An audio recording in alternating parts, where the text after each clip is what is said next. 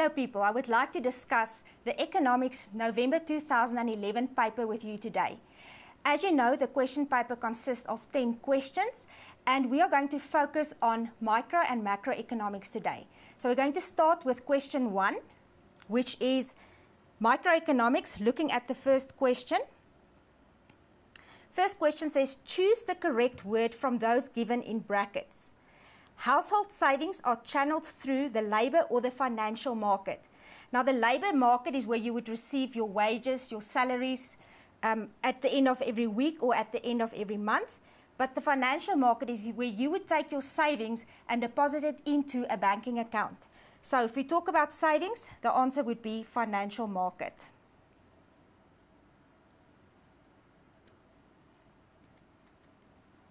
Question 1.2. Real and money flows move in the same or opposite direction in the economic circular flow model. Now we know that the real flow includes the flow of goods and services and the flow of factors of production. So the flow of money would be the payment for the factors of production and the payment for goods and services. Therefore, it moves in opposite directions.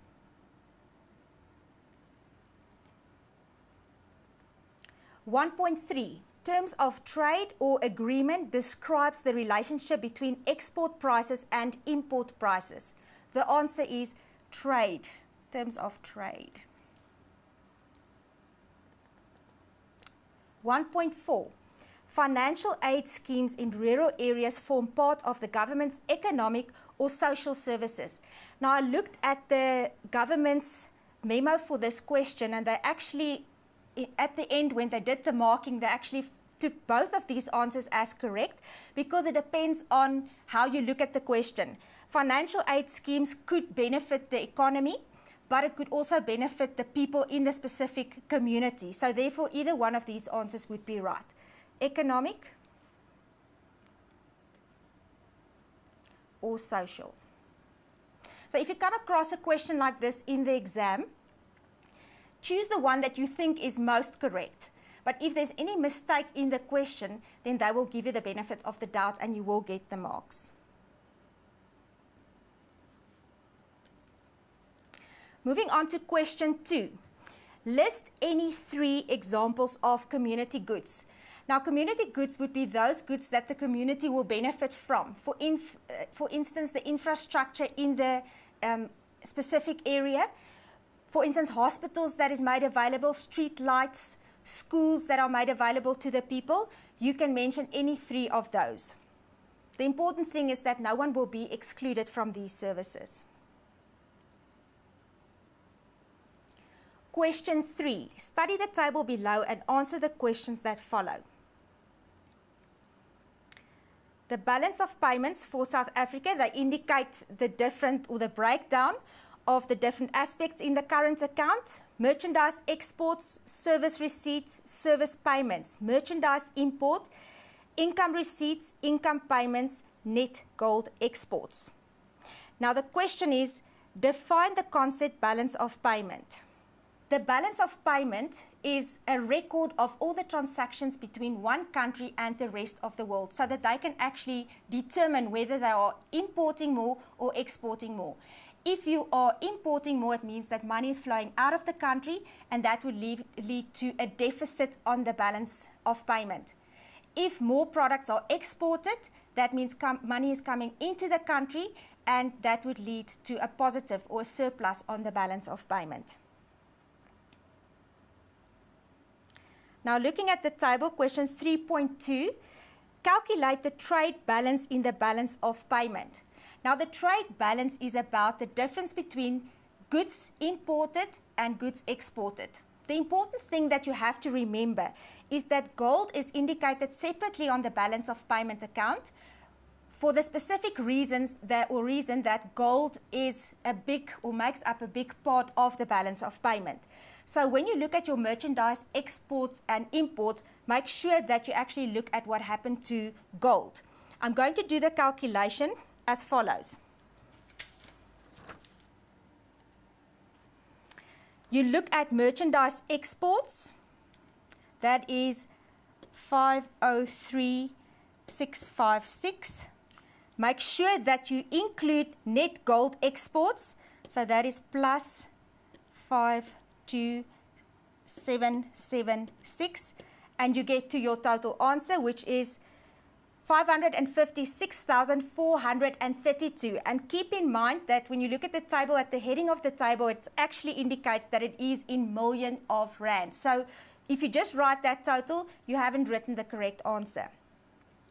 To be able to calculate the trade balance, now you have to take this total minus merchandise imports, which will be 554,161. Final answer, 2,271 million rand. Don't forget to write million rand. Question 3.3. How will the trade balance be affected if a major South African retailer imports more clothes from China? You all know that if you import more, that means that all the money is going out of the country. Money leaves the country. That will cause a deficit on the balance of trade and eventually on the balance of payments. So you would rather want our country to export to other countries.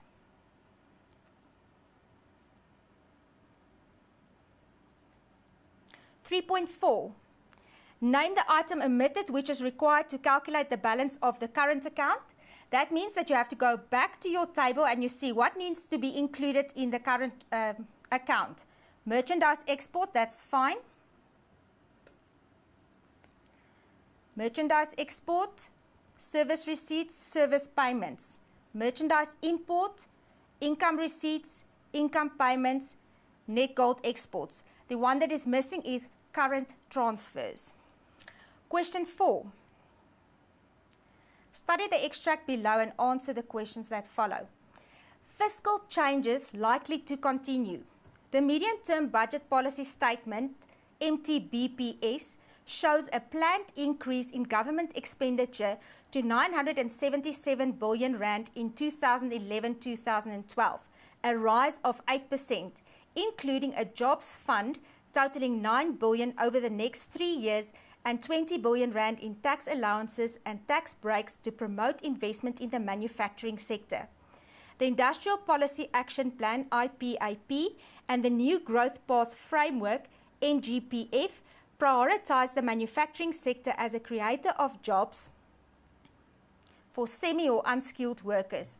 For the national budget to be consistent with stated government objectives, government expenditure will increasingly have to support a growth agenda.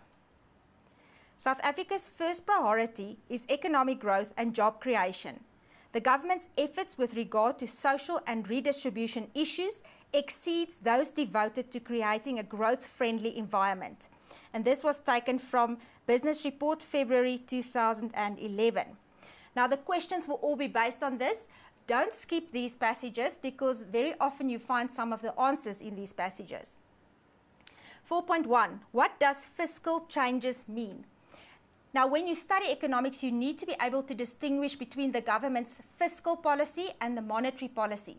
The fiscal policy involves taxes and government spending, and the monetary policy is managed by the South African Reserve Bank, and this results in a change in interest rates eventually from the side of the commercial banks. 4.1, you will then have to write the following answer referring to government spending.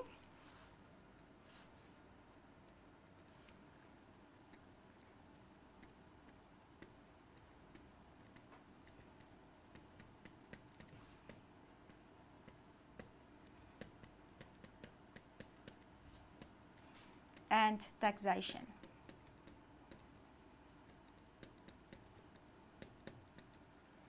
Right, we move on to the next question, 4.2. Give one reason why you think the government is targeting the manufacturing sector as a creator of jobs. Now, the economy consists of 3 sectors, the primary, the secondary, and the tertiary sector. The manufacturing sector is a part of the secondary sector, and this is where all the changing of the raw materials into the final products actually take place. So if they decide to improve job opportunities or increase the job opportunities in the manufacturing industry, it means that you will need a lot of unskilled labor as well. So a lot of more people will benefit from this.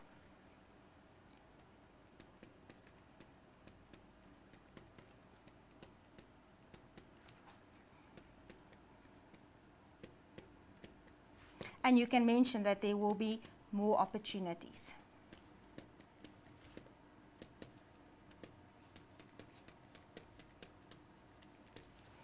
Question 4.3. What do you understand by government expenditure will increasingly have to support a growth agenda? The important keywords that I want you to underline in a question like this would be growth agenda. Because when we see the word growth, that refers to economic growth.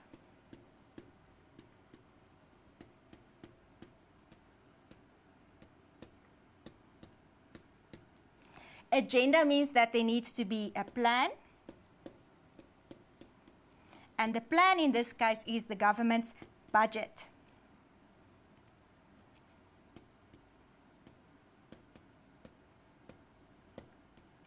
In other words, to achieve economic growth, the government must plan in their budget how they are going to be able to create more job opportunities.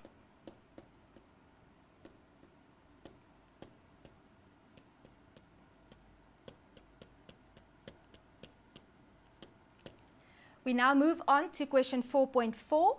Select a phrase from the extract to show why there is insufficient growth in the economy. For this, I want to go back to the passage at the start of question 4. And I found the answer right in the last paragraph. South Africa's first priority is economic growth and job creation. So this is what we are achieving or trying to achieve. We are trying to achieve economic growth and job creation. The government's efforts with regard to social and redistribution issues exceeds those devoted to creating a growth-friendly environment. So at this stage, they are not doing enough to encourage economic growth and job creation. So you will look at the second sentence in this paragraph, starting there, ending there. Now that we've completed question 4, I would like us to take a break. After the break, we will continue with question 5.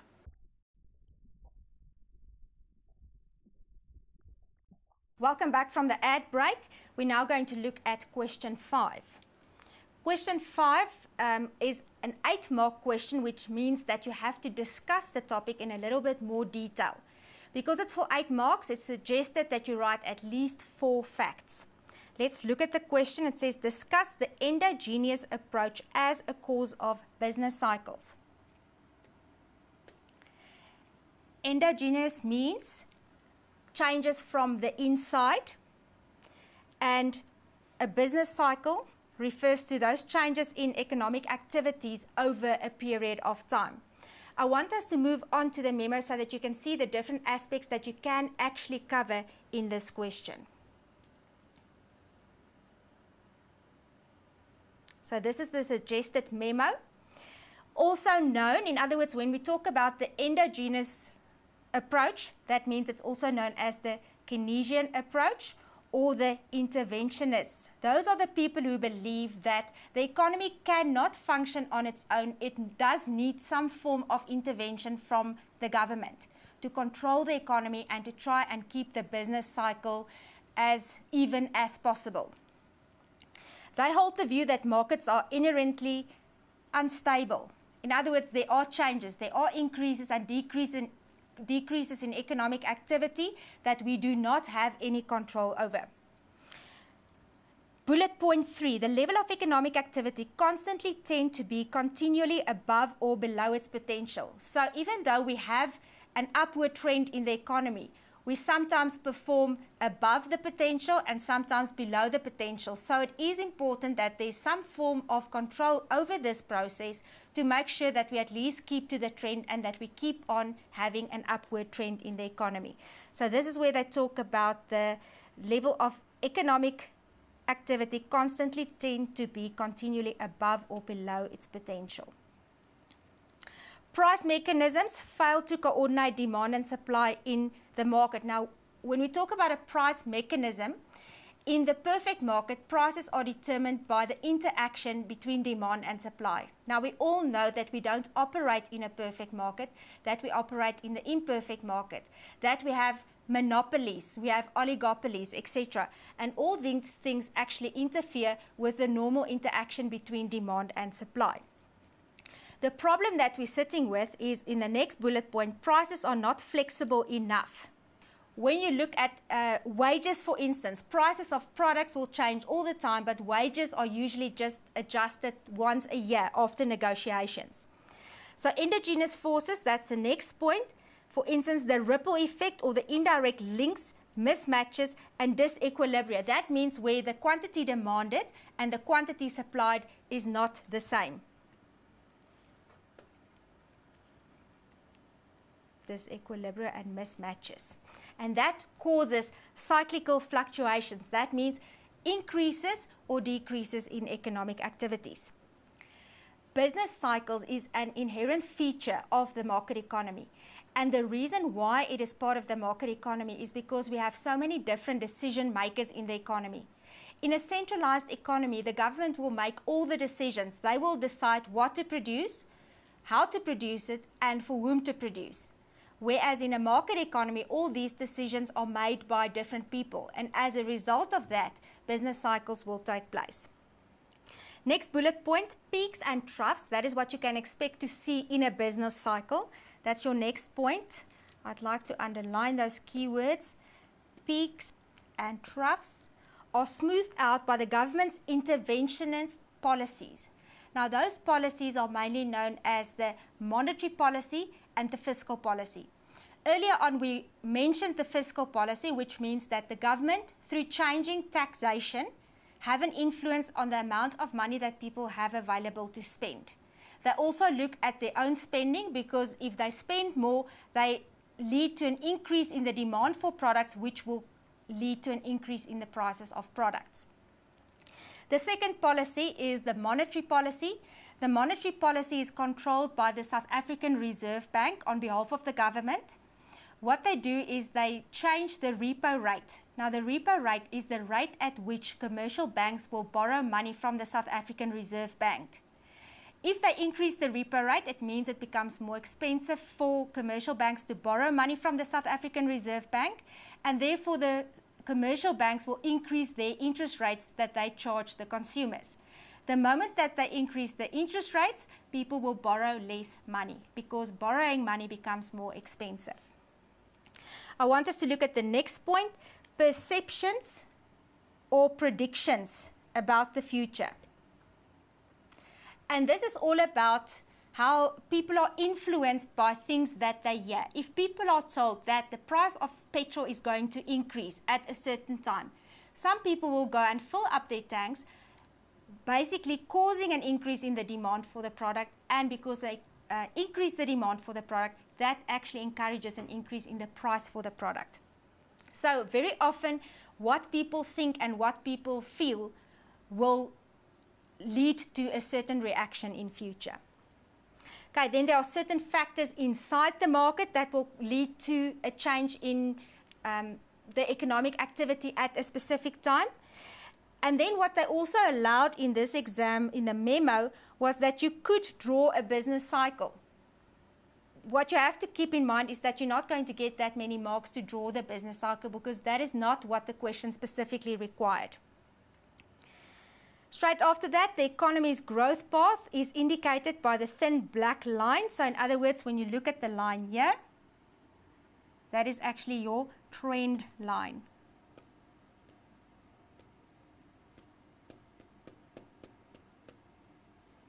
And then from there onwards, any change that you see, this wave motion shows as it goes up, the increase in economic activity, and as it goes down, the decrease in economic activity. So it says here that the bold cyclical movements around it are actually the route followed by the economy. Peaks and troughs are smoothed out by the government's interventionist policies. In other words, the government is actually trying to move closer to the trend rather than above the trend or below the trend. And they do this by making changes to the fiscal policy and to the monetary policy.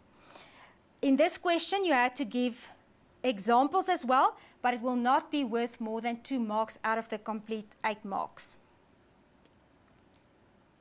Question 6. Discuss the interaction between households and the state as participants in the economic circular flow. In this case, they would like you to focus on the role played or the interaction between the households and the government. Now, when you operate in an open economy, there are 4 participants in the economy, which would be the households, the government, the businesses, and the foreign sector. In this case, we'll probably only operate in a closed economy because it's only the interaction between the households and the government. The households is where everything starts. They are the owners of the factors of production.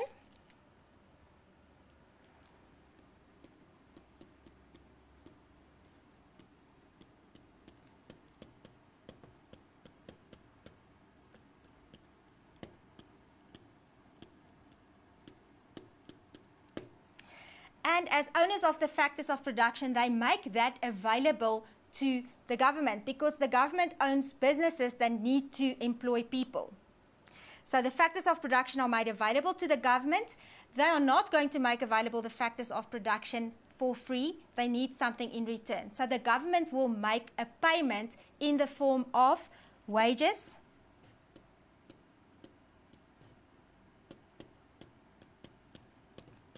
salaries, rent,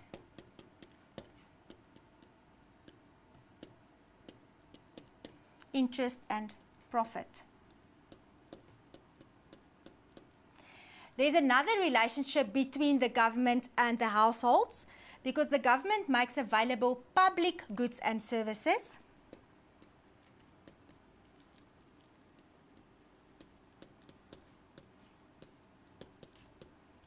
And when they make this available, they need some form of income, and therefore the consumer or the household will pay taxes to the government.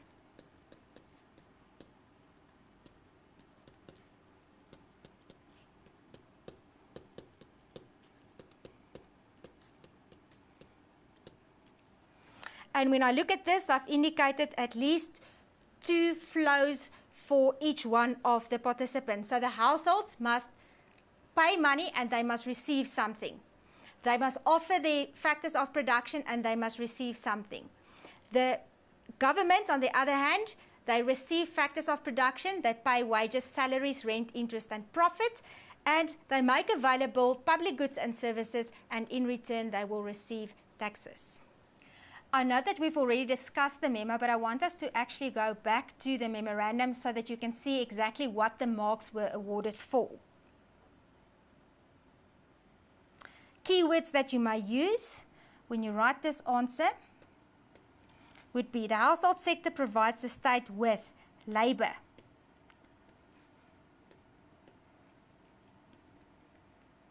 and that would be a factor of production. In return, they receive income. The state provides the households with public goods and services, and it's always a good idea to write down some examples. So public goods and services. And what do we know about public goods and services? That no one can be excluded from that. So that would include things like parks and hospitals, roads, street lights, and then for which they pay taxes. And we know that everyone doesn't pay the same amount of taxes, and that we have different forms of taxation that we charge to different members of the community. And this is seen as an income for the state. In other words, the taxes are paid to the government. It is seen as an income that they use to spend on making available public goods and services. I want us to go into an ad break again, and I'll see you again with question 7.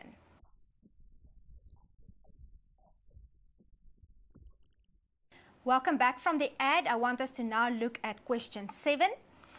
Very important when you look at an essay question, expect it to be divided into 2 parts. Underline the keywords and make sure that you understand exactly what is expected from you. The layout of the essay is also very important. In economics, when you write an essay, you need to answer in point form. You start your essay by writing an introduction.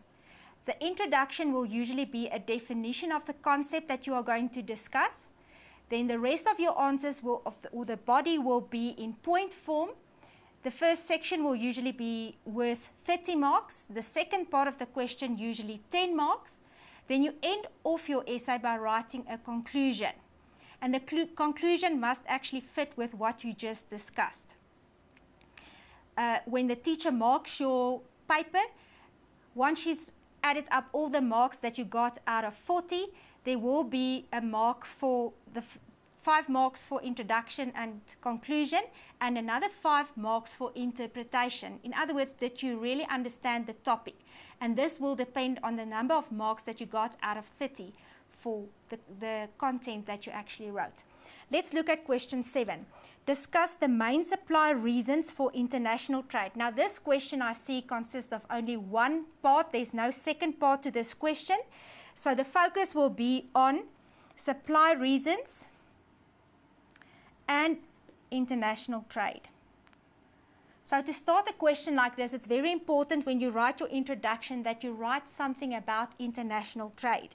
I'm going to work through the memo with you and we'll see what we can add and what is less important in the memo.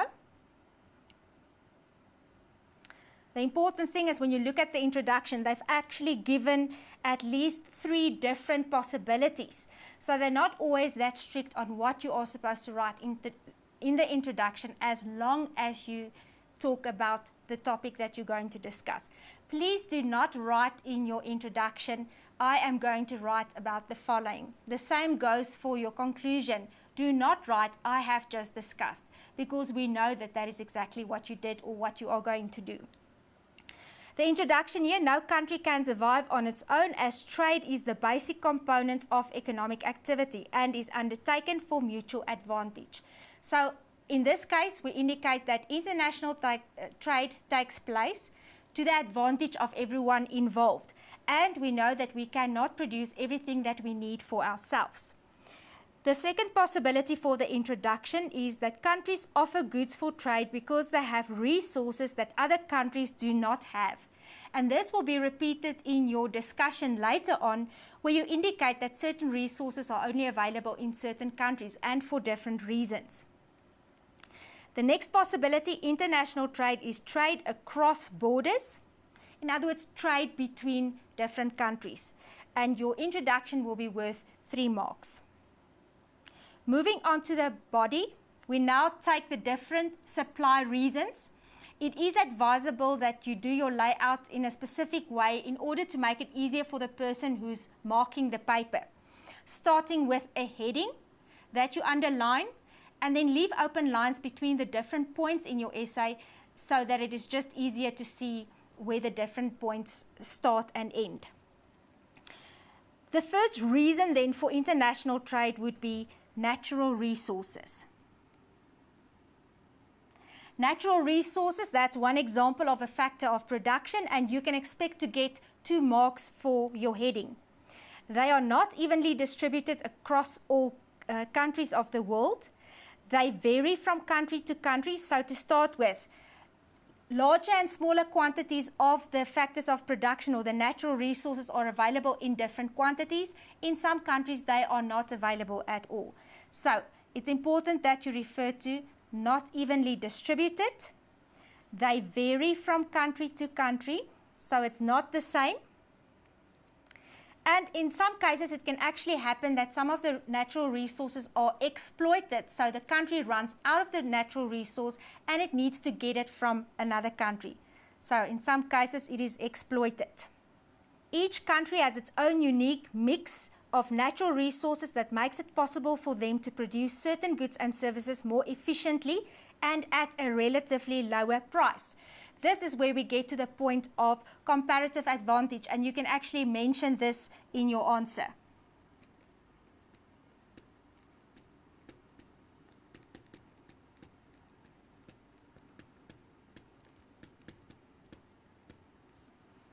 This means that you might even be in a situation where you can produce the product, but you prefer to specialize in another product because you can make more money from producing the other product and then save in the process by importing the product from another country.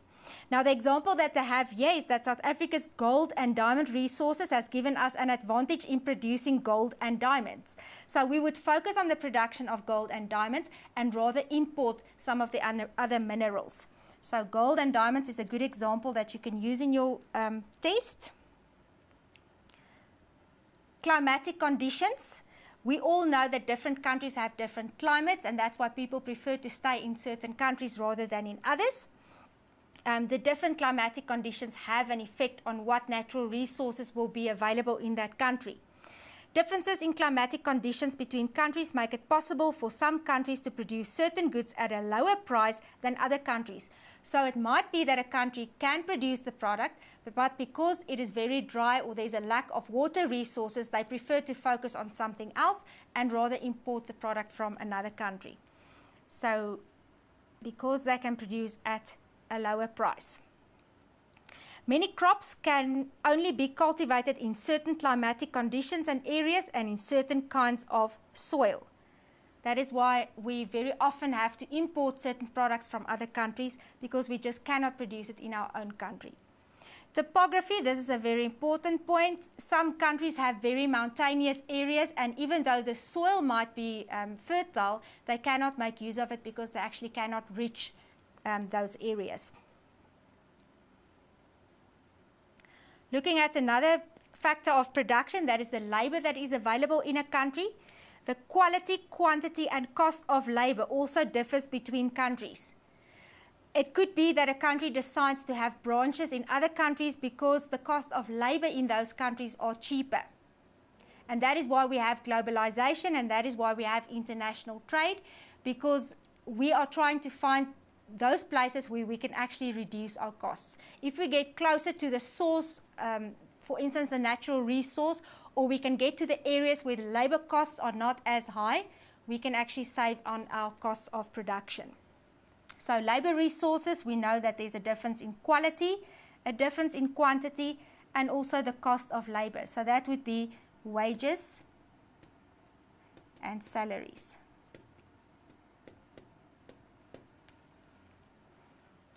Then we also know that some countries are very well known for developing certain skills in their people and certain technologies.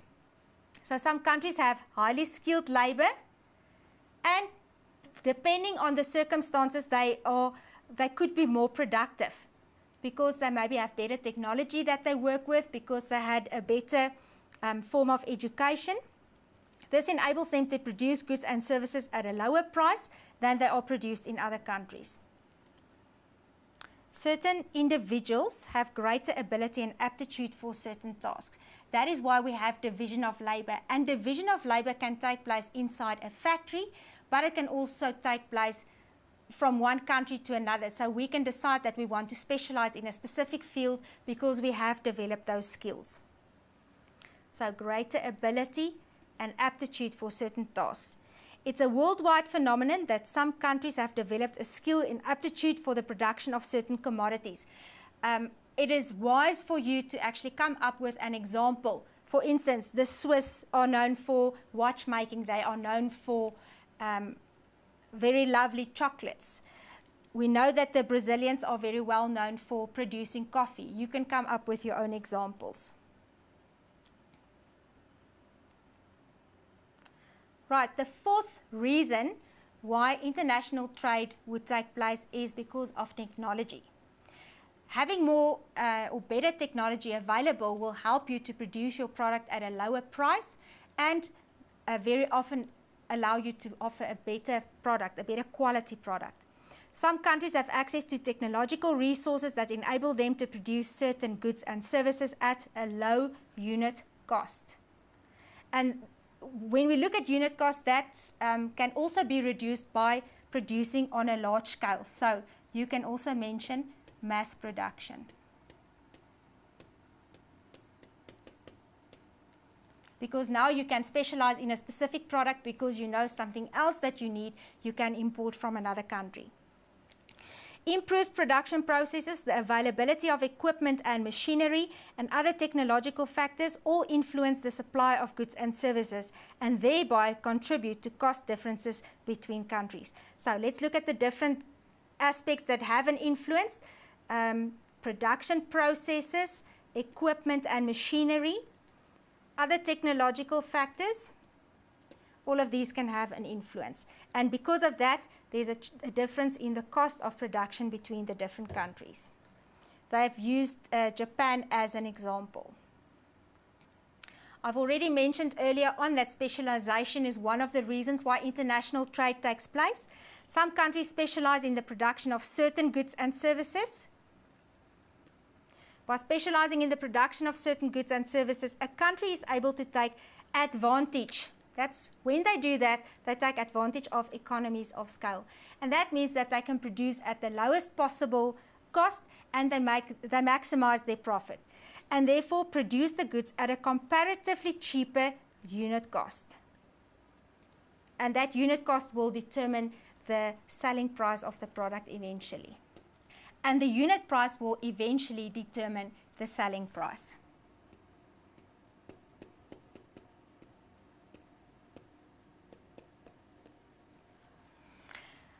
The example that they've used here is the example of Japan, and they have specialized in the production of electronic goods, and they sell them at a much lower price because they have the comparative advantage, a lower price than they can be produced in other countries. And because they sell it at a lower price, countries would rather import from them than to produce it themselves.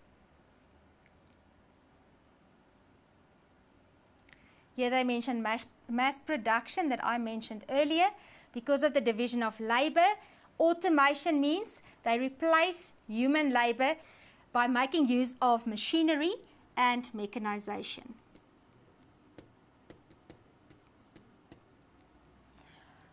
Cost differences.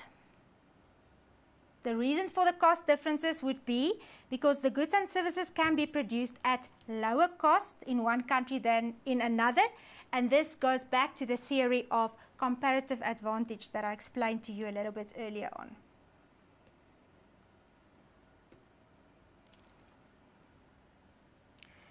Capital is another important aspect. Not all countries have access to proper capital, and because there's a lack of capital, there cannot be proper development in the areas of technology and reducing costs.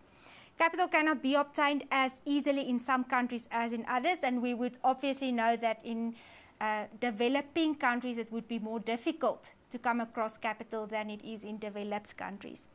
Developed countries usually enjoy an advantage over underdeveloped countries. That means that a developed country actually has more negotiation power. So when it comes to decision making, they have much more say than the developing countries. So I'm going to highlight developing countries and the fact that they have an advantage. Due to a lack of capital, some countries cannot produce all the goods they require themselves, or they may not have the favorable conditions of other countries. It could even be that some countries might have the natural resources, but they do not have the capital and they do not have the technology. And as a result of that, they have to export their raw materials and then import the more expensive final product for their own use. Another thing included here is also the physical infrastructure. In other words, does the country have the infrastructure available to allow them to produce these products? That would include things like communication systems, electricity, water, roads, those type of things. Number 7, economic freedom and competitiveness. If you can produce a product at a lower price, that means that you become more competitive. If you do not have the resources and the skills, you will be less competitive. Economic freedom means you have the choice to actually make certain decisions because you have the finances to back you. And then, of course, number 8, the important thing is if there's a stable government, the economic policies of the country will hopefully be in place. That will give people more confidence to even invest in that country, to make available capital, to invest in the technology that allows that country to produce products at a lower price. But because not all countries have stable governments, that is not always the case. Don't forget when you get to the end of your essay to write your conclusion.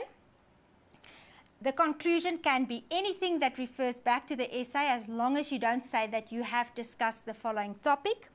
It is obvious from the above mentioned that supply reasons have a definite impact on international trade, which means that when we look at supply reasons, we can actually determine the reasons why international trade between countries take place. Now that we've finished with today's questions, I would like to give you a few tips that might help you with your exams. The focus will be on the exam paper and exactly what you can expect in the exam paper. The exam paper consists of 3 sections. You have 3 hours to complete the exams and a total of 300 marks. The 3 sections that we're going to cover is Section A, which is compulsory. This consists of short questions from all 4 modules. In other words, the 4 main topics that you covered in this year.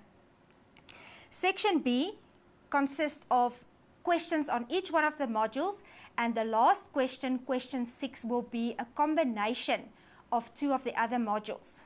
So be very careful when you decide to choose to only study certain sections in your textbook, because it might cost you dearly.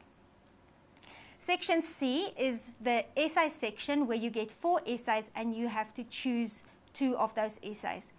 Be very careful when you make your choices. In Section B, when you choose the 3 questions, make sure that it's the 3 questions that you know the most about. So go over all the questions and see what it is that you know and what you don't understand before you make your decision. Because if you decide to choose or to answer 4 or 5 of the questions, only the first 3 will be marked. If you decide to answer more and you decide that your second question is not that good, just draw a line through it and maybe just write to the person who's going to do the marking that they should not mark that question. So make sure that at all times it is very clear to the person who's going to mark the paper exactly what you want them to mark. In Section B, then question 2 will be on the first topic, which is macroeconomics. Question 3 will be on the second topic, microeconomics. Question 4 will be on the third topic, which is economic pursuits. And question 5 will be on contemporary economic issues. So make sure exactly which topics you know the most about before you decide what to answer. Another tip that I want to give you is when you answer your questions in Section A, especially multiple choice and the short questions, do not number your questions in the zigzag order. Start at the top and number right to the bottom, because it makes it very difficult for the person who's actually going to mark your paper. If you make it easy, if you write neatly, if you leave open lines, then it just makes it easier for the person who does the marking. You have to also keep in mind that it might be different people that's going to mark your paper, and it must be very clear to them where that specific question starts. Now that we've completed the questions, I would like us to look at the question paper, the layout of the question paper, and what is expected from you when you answer this paper. I would also like to give you a few tips that might help you in answering this paper. The question paper consists of a total of 300 marks. You have 3 hours to complete the paper, and it consists of the 3 sections. Section A is compulsory, and that consists of all the short questions like multiple choice, one word for the following, match the columns, true and false, those type of questions. That will be a total of 50 marks. Then when you move on to Section B, you have 5 questions, of which you must do 3 questions. Be very careful when you make this decision. I advise you to actually read through all the questions before you decide which questions you will answer. Do not answer more than 3 questions, because the first 3 questions will be marked, and anything after that, a line will be drawn through, so you will not get any marks for that. It is actually just a waste of time. From question 2 to question 6, we'll cover the first 4 modules, and then question 6 will be a combination of 2 other modules. Section C will consist of the 4 essay questions. In this section, you only answer 2 questions. You are advised in each section to actually not use more than 25 minutes for every 50 marks, but on the essays, you can use 40 minutes. If you exceed that time, it means that you're eating into the time that you have to write your next essay. So be very careful and do your planning very well. Then some of the tips that I want to give you. Firstly, make sure that you answer your questions in full sentences. By leaving out certain words, you might actually change the meaning of that sentence. When you write your essays or any question where you have to list a few different points, make sure that you answer in point form. You are not writing an essay for English, so we're not looking at full sentences where you only have to name a few concepts. Then it's important that you stick to the question. If you're going to elaborate too much or you write a few paragraphs where you're only asked or required to write 1 or 2 points, you are just wasting your time. You're also advised to underline keywords, especially when you write your essays, to make sure that you cover exactly what is expected from you. When you have to draw a graph, be very careful. Your graphs have to be labeled properly, make use of a ruler, so that it is very clear to the person who's marking it that you actually understand the concept. It's always a good idea to put a heading to each one of your graphs. Before you answer the question, make sure that you actually understand what the question is requiring from you. And here I want to give you some advice. You need to understand what the instruction actually requires from you. Firstly, if you have to write a definition, that means that you have to write a precise meaning. That means that is something that you have to go and study off by heart.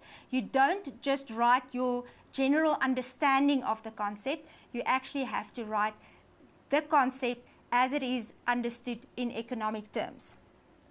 When you are expected to draw a table or it says tabulate, please make sure that you draw a table.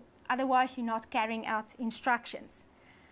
When you have to list a number of items, you don't have to elaborate that much, so it can literally be single words. When you are expected to explain or discuss, which is the next point, it is very important that you write a heading which you underline, and then you elaborate on that heading.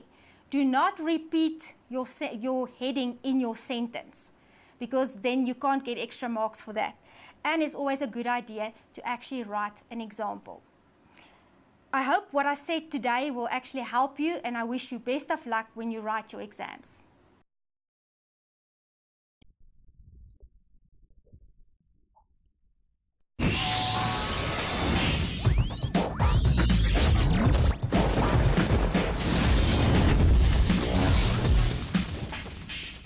Hello people, I would like to discuss the Economics November 2011 paper with you today.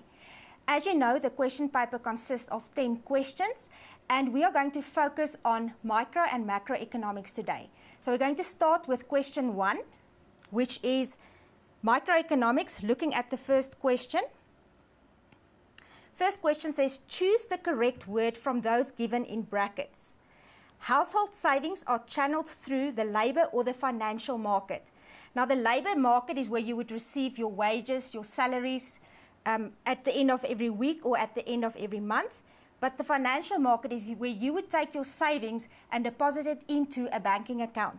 So if we talk about savings, the answer would be financial market.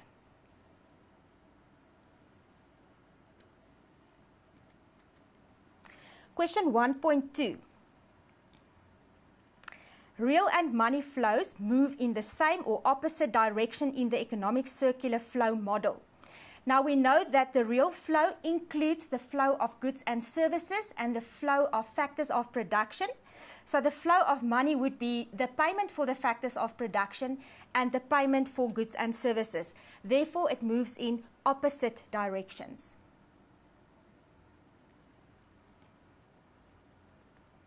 (1.3) Terms of trade or agreement describes the relationship between export prices and import prices. The answer is trade, terms of trade. 1.4. Financial aid schemes in rural areas form part of the government's economic or social services. Now, I looked at the government's memo for this question, and they actually, at the end, when they did the marking, they actually took both of these answers as correct, because it depends on how you look at the question. Financial aid schemes could benefit the economy, but it could also benefit the people in the specific community. So therefore, either one of these answers would be right. Economic. or social. So if you come across a question like this in the exam, choose the one that you think is most correct. But if there's any mistake in the question, then they will give you the benefit of the doubt and you will get the marks. Moving on to question 2. List any 3 examples of community goods. Now, community goods would be those goods that the community will benefit from. For instance, the infrastructure in the specific area. For instance, hospitals that is made available, street lights, schools that are made available to the people. You can mention any 3 of those. The important thing is that no one will be excluded from these services. Question 3. Study the table below and answer the questions that follow. As export, that's fine. Merchandise export, service receipts, service payments. Merchandise import, income receipts, income payments, net gold exports. The one that is missing is current transfers. Question 4. Study the extract below and answer the questions that follow. Fiscal changes likely to continue.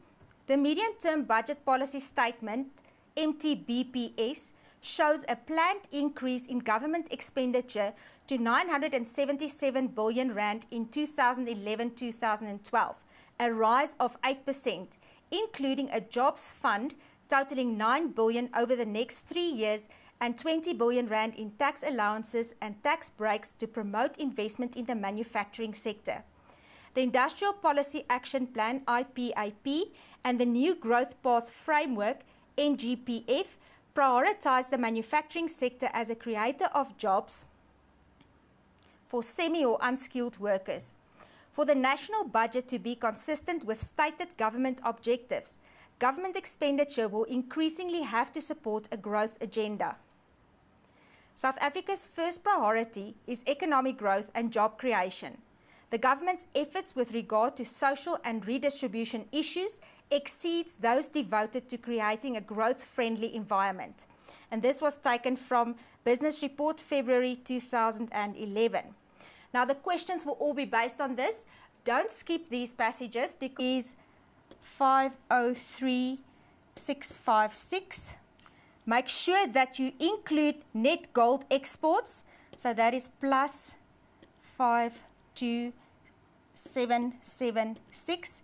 And you get to your total answer, which is 556,432. And keep in mind that when you look at the table, at the heading of the table, it actually indicates that it is in million of rands. So if you just write that total, you haven't written the correct answer.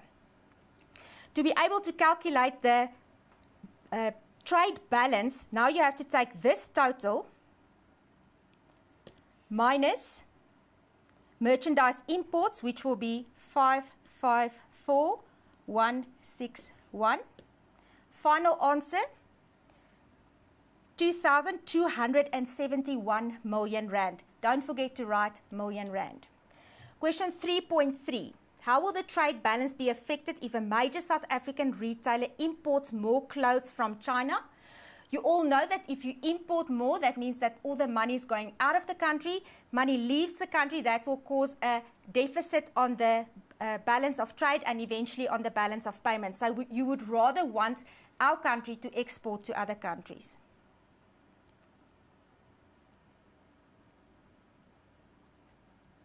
.4. Name the item omitted which is required to calculate the balance of the current account. That means that you have to go back to your table and you see what needs to be included in the current account. Merchandise. The balance of payments for South Africa, they indicate the different or the breakdown of the different aspects in the current account. Merchandise exports, service receipts, service payments, merchandise import, income receipts, income payments, net gold exports.